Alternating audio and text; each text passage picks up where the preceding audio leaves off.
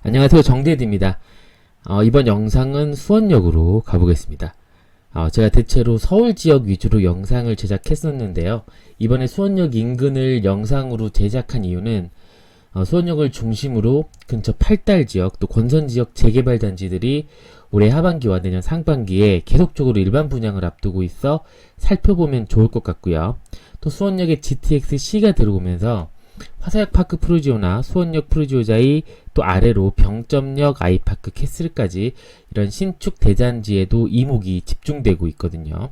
그래서 수원역 근처 분양되는 아파트와 인근 입주를 앞둔 신축 단지들의 입지, 호재 등을 알아보고 또 주변 시세 등을 파악해 보도록 하겠습니다. 자, 1부에서는요, 수원역의 호재를 중심으로 한 미래 가치를 알아볼 거고요. 2부에서는 수원역 인근 주요 단지들의 특장점에 대해 알아볼게요. 자, 시작하겠습니다. 자, 먼저 여기가 수원역입니다. GTX-C 종착역이자 시작역이기도 한데요. 사실 경기 지역에서 GTX의 의미는 서울과는 다릅니다.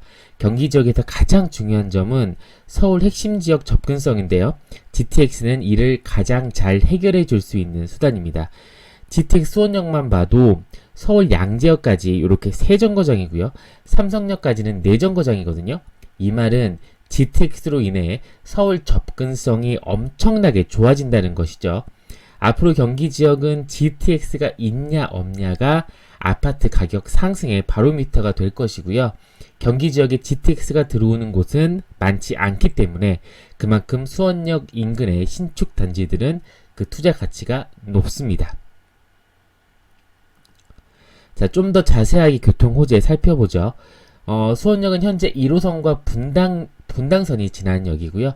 현재 기준으로 먼저 강남 GBD는 정자에서 신분당선 환승하고 57분, 여의도 YBD는 신길에서 5호선 환승하고 47분, 시청 CBD는 1호선 급행시 용산에서 갈아타고 58분이고요. 일반은 1시간 6분, 판교 PBD는 정자에서 신분당선 환승하고 43분, 또 가산 디지털 단지는 1호선 급행시에 26분이고요. 일반은 38분. 보시면 30분 내에 갈 수 있는 지역이 여기 가산 디지털 단지 지벨리 급행이 유일하고요.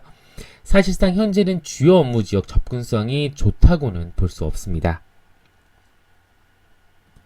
자, 근데 GTX가 들어오면 달라지죠. 먼저 수원역에서 강남역까지 21분, 삼성역까지는 20분 걸리고요. 여기 CBD도 66분에서 42분, 판교도 31분으로 소요시간이 줄어듭니다. 여기 아래쪽에 소요시간 계산 방법을 적었으니 참고해 주시고요. 시간은 정차 시간을 미적용했고 건설 과정에서 변경될 수 있는 부분이라 뭐 이게 정확한 시간이다라고는 이런 숫자에 집중하시기보다는 기존 소요시간 대비 이렇게 이만큼 줄어든다는 것, 그것에 의미를 두고 봐주시면 되겠습니다. 가장 큰 변화는 강남이죠. 강남 업무지구 출퇴근이 가능한 지역으로 바뀝니다. 이게 가장 중요하고요. 사실 부동산 입지에서 가장 중요한 요소는 교통과 직주 근접이라고 봅니다. 특히 경기 지역은 이 요소가 가장 중요합니다. 수원 지역은요, 다른 일반 경기 지역과는 달리 삼성전자라는 거대한 회사가 자리 잡고 있습니다. 그래서 다른 경기 지역보다는 조금 우위에 있지만 삼성전자만으로는 부족하고요. 점프업을 하기 위해서는 서울 주요 업무 지역 접근성이 필요합니다. 쉽게 보면 판교를 보면요. 판교도 물론 판교 테크노밸리라는 든든한 업무지구가 판교의 시세를 견인해 주지만 사실 판교 테크노밸리와 함께 강남 지역 접근성이 좋다는 것이 판교의 시세를 뒷받침해 주는 것입니다. 수원도 삼성전자 외에 추가로 이렇게 GTX로 인한 강남을 포함한 서울 업무지역 접근성이 수원의 가치를 한 단계 더 상승시켜 줄 것입니다. 자, 두 번째 교통 호재는요, 수인선입니다. 수인선은 수원과 인천을 연결하는 노선으로 먼저 1단계로 2012년 6월에 오이도에서 여기 송도까지 개통을 했고 2단계로 2016년에 송도에서 인천까지 개통을 했으며 여기 3단계로 수원에서 한대 앞까지 2017년이 아니고 2020년 개통을 앞두고 있습니다. 그리고 수인선은 이쪽으로 분당선과 직결이 됩니다. 그래서 직결이 되면 환승 없이 이쪽 뭐 인천, 안산, 시흥에서 이렇게 분당선 라인으로 이동이 가능해질 것으로 보입니다. 수인선의 의미는 사실 조금 넓게 봐야 됩니다. 수인선으로 인해 먼저 인천발 KTX가 가능하게 되고요. 보시면 이렇게 수인선 따라 쭉 가다가 여기서 이 라인이 KTX거든요. 이렇게 연결되죠.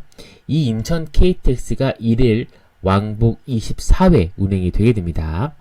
그리고 여기 월판선 이쪽에서 인천과 여기 월곶 구간이 요 구간이 수인선 구간이죠. 이 수인선으로 월판선이 일반 급행 1일 왕복 약 200회가 지나다닐 수 있게 되고요. 그리고 또 제2공항철도가 4차 국가철도망 구축 계획에 반영될 것으로 예측되는데요. 영종 국제도시를 이렇게 인천역을 통해 여기 밑으로 송도 국제도시와 연결해주는 철도로 이 빨간색 부분이에요. 이게 실현된다면 인천공항에서 인천역 찍고 수인선을 통해서 경기, 강원, 충청, 영남, 호남 모두 고속철도로 인천공항과 연결될 수 있습니다.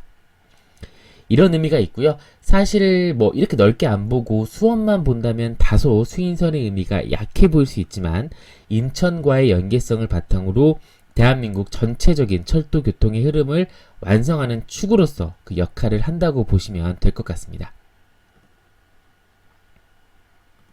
자, 다음은 트램입니다.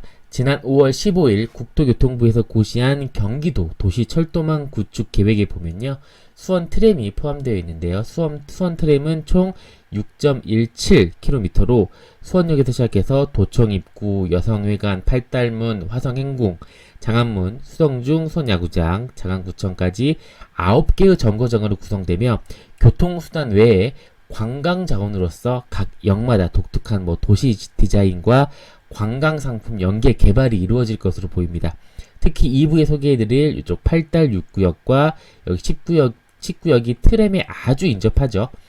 또 여기가 북수원 복합환승센터와 연결하여 도시철도 연계도 함께 추진한다고 합니다. 트램은 2022년 개통 예정입니다. 자, 다음은 수원발 KTX입니다. 말 그대로 수원에서 출발하는 KTX가 시설된다는 것이고요. 보시면 서정역과 여기 지제역 간에 여기 빨간색 약 9.45km 연결선을 신설하는 것이고요.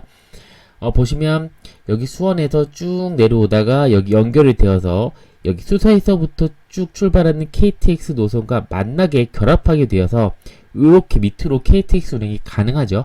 2024년 개통 예정으로 여기 수원발 KTX가 개통되면 수원에서 부산까지 2시간 16분, 수원에서 목포간 2시간 11분 소요된다고 합니다. 그리고 1 기준으로 경부선 24회, 호남선 12회 운행 예정이라고 합니다.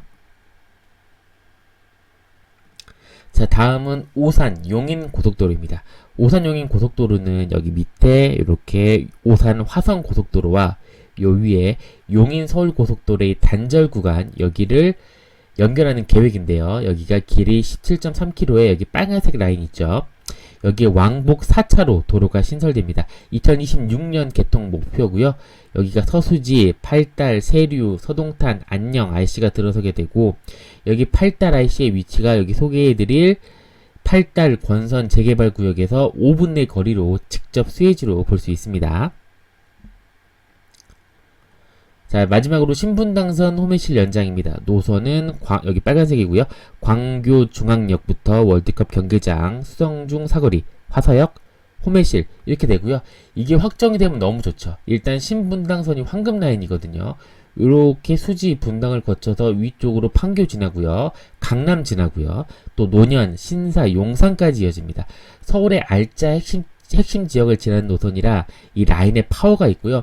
만일에 신분당선 서북부 연장까지 이뤄진다면 서울 경기를 남북으로 가로지르는 핵심 라인이 되죠. 그런데 여기는 사실 주민들 내관장을 많이 태우고 있습니다. 계속 된다 말은 많지만 실제 아직 예타가 통과되지 않았고 2019 국가균형발전 프로젝트 예타 면제 대상에서도 수도권 내 사업이라는 이유로 예타 면제 대상에서 제외되었습니다. 예타를 받아야 된다는 말입니다. 게다가 여기는 입주민들이 아파트 분양대금을 통해 일부 금액을 선납한 상태인데요. 그니까 분통이 터지죠. 지금 예타만 10년째 진행 중인 상황입니다. 그 이유는요. 경제성이 높은 여기 광교 구간이 예타를 먼저 진행하고 광교부터 호메실 구간을 따로 하다 보니까 그래서 경제성이 안 나오는 것이고요.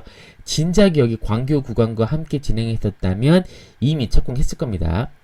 어쨌든 신분당선 호메실 연장은 꼭 좀 됐으면 좋겠고요. 여기 호메실 외에도 추가적으로 밑으로 봉담 연장도 있는데 여기까지도 빠르게 같이 진행되었으면 하는 바람입니다. 자, 지금까지 수원역 주변 교통 호재 말씀드렸고요. 2부에서는 이런 교통 호재들의 수혜를 받는 단지와 단지별 특정점에 대해 알아보도록 하겠습니다. 2부에서 뵙겠습니다. 감사합니다. 정대디였습니다.